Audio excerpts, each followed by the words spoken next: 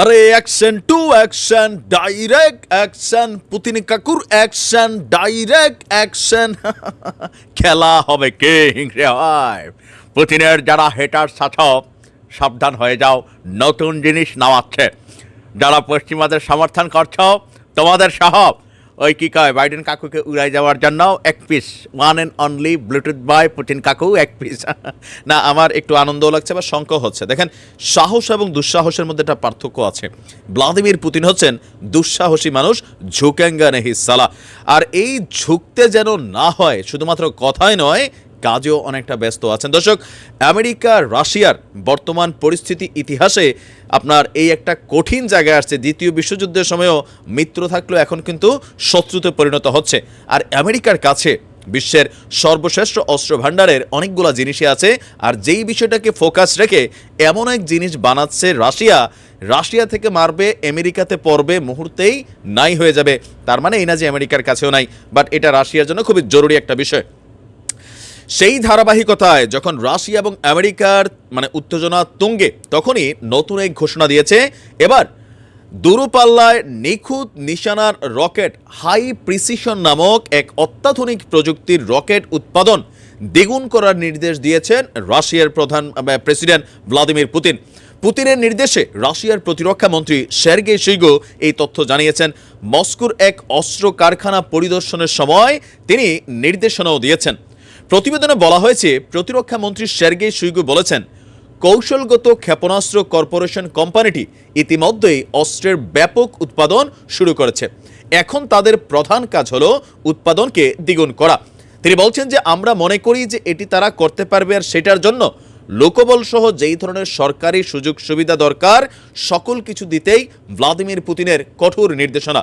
তিনি বলছেন যে আমরা যে হাই প্রিসিশন রকেট বানাচ্ছি, শত্রুদের কাছে এই ধরনের অস্ত্র নেই তা নয়, তবে বিশ্বের অন্যান্য দেশের সশস্ত্র বাহিনীর কাছেও এই ধরনের অস্ত্র নেই। আর আমরা যেটা বানাচ্ছি সেটা সবগুলো থেকেই ডিফারেন্ট, যেটা সামনে আসলে বোঝা যাবে এটার কোয়ালিটি কতটুকু।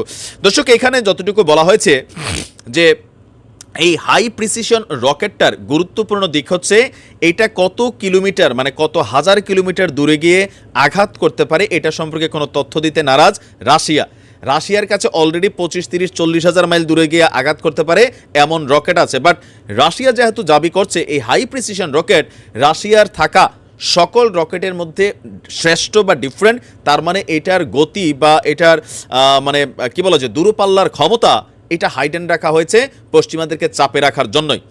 আর রাশিয়ার কৌশলগত মিসাইল কর্পোরেশন 2002 সালের জানুয়ারিতে প্রতিষ্ঠিত হয়ে মস্কোর অদূরে করুলেভের শহরে এইটার সদর দপ্তর বানিয়েছে। বর্তমানে দেশটিতে প্রায় 40টি এই ধরনের প্রতিষ্ঠান রয়েছে।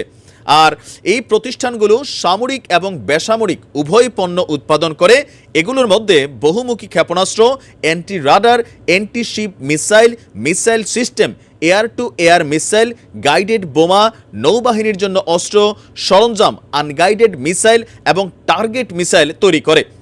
2022 সালের ডিসেম্বরে মার্কিন জাতীয় গোয়েন্দা সংস্থার পরিচালক এভরিল হেন্স বলেছিলেন, প্রয়োজনীয় সংখ্যক নির্ভুল ক্ষেপণাস্ত্র তৈরি করা রাশিয়ার জন্য একটি চ্যালেঞ্জ হবে।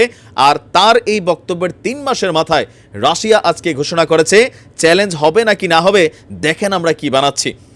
এবছরের জানুয়ারিতে রাশিয়ার রোস্টেক স্টেট কর্পোরেশনের পরিচালক সের্গেই চেমেজেভ তিনি বলেছিলেন, রুশ সামরিক শেলগুলোর ঘাটতি সম্পর্কে পশ্চিমা মিডিয়ার প্রতিবেদনগুলো মন গড়া।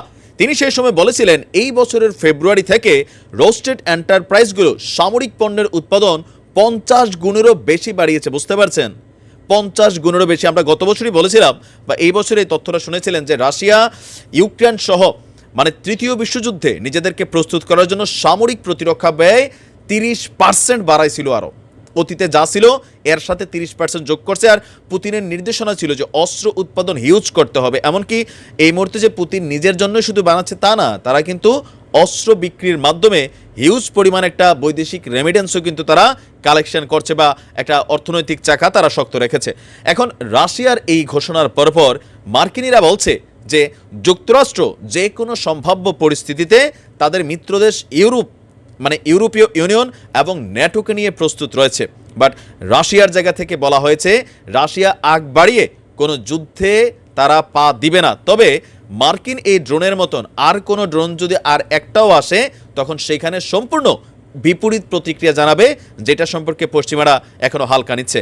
এখন এই যে রকেটের নাম আসছে হাই প্রিসিশন রকেট, এটাতে আপনার একসাথে বেশ কিছু সুযোগ সুবিধারও এখানে বক্তব্য দেওয়া হয়েছে, যে এইটার গতিপথকে টার্গেট করতে বা ট্রেস করতে অত্যাধুনিক প্রযুক্তির যে আকাশ প্রতিরক্ষা সিস্টেম আছে বিশ্বের মধ্যে কোনোটাই নাকি এটাকে আটকানোর মতন ক্ষমতা নাই, বা এটাকে অন ওয়েতে ধ্বংস করার মতন সুযোগ নেই, কারণ এটা সকল ধরনের রাডার সিস্টেমকে বা আকাশ প্রতিরক্ষাকে ফাঁকি দিতে সক্ষম। এখন আমেরিকার কাছে যে কম আছে সেটা আমরা বলবো না, আমেরিকার কাছে হিউজ জিনিস আছে, বাট পরিস্থিতিটা কোথায় যাচ্ছে? রাশিয়া আমেরিকা যুদ্ধ হোক না হোক, খেলাটা কিন্তু এখন ইউক্রেনকে ছাইরা সরাসরি আমেরিকা টু রাশিয়া অ্যাক্টিভিটিস কিন্তু সামনে চলে আসলো। তবে পুতিন কাকুর হারার সুযোগ নেই, জিততেই হবে, কারণ তিনি দুঃসাহসী। ভালো থাকুন, আসসালামু আলাইকুম।